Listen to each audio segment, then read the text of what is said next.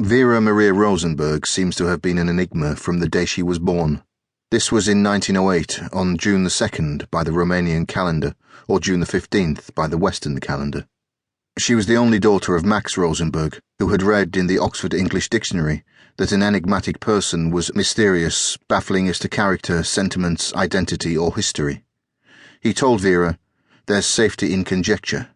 She saw her father as an enigma too, sticking to his Jewish name among anti-Semites in Romania, the land of her actual birth, when he could legitimately have claimed to be German. She took his advice and became known as tight-lipped, outspoken, kind, ruthless, beautiful, dowdy, a social butterfly, a scholar, proudly Jewish, more English than a vicar's daughter, forever falling in love with men or only interested in women. Such contradictions cloaked her secret wartime operations. She sought no medals. In her extreme old age, the French awarded her the highest rank in the Legion of Honour and shamed the British into finally matching this long-overdue recognition. When she died, the libel laws could no longer silence her enemies. Some said she was a communist agent. Others said German intelligence had controlled her.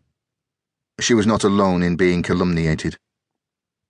In the latter part of his life, her friend Victor, 3rd Baron Rothschild, heir to the Jewish banking dynasty, who had been awarded the George Cross, created in the 1940 bombing of London for acts of the greatest heroism, had to fight false accusations that he had never been an enemy spy. Max once told Vera, "Names there be which have no memorial. They perish as though they had never been." He quoted a London Cockney's rule, "Sign nothing and they can prove nothing." So upon moving to Britain, she signed no papers. She invented her own cover names to carry out peacetime missions for an obscure intelligence branch of the British Committee of Imperial Defence. In the 1940 German bombing of London, she wore an air raid warden's armband. When Hitler forecast the invasion of an almost defenceless Britain, Special Operations Executive was hastily improvised to sabotage the enemy. SOE agents joined women's auxiliaries or the armed forces in the hope of being treated as prisoners of war if caught, rather than tortured and executed, as most were. SOE directors had misleadingly modest titles. Vera took a middling Air Force rank. In 1946, SOE was abruptly shut down. Its files were lost in a fire at Vera's office on Baker Street, home of Sherlock Holmes. Bombs, it was said, destroyed her family papers.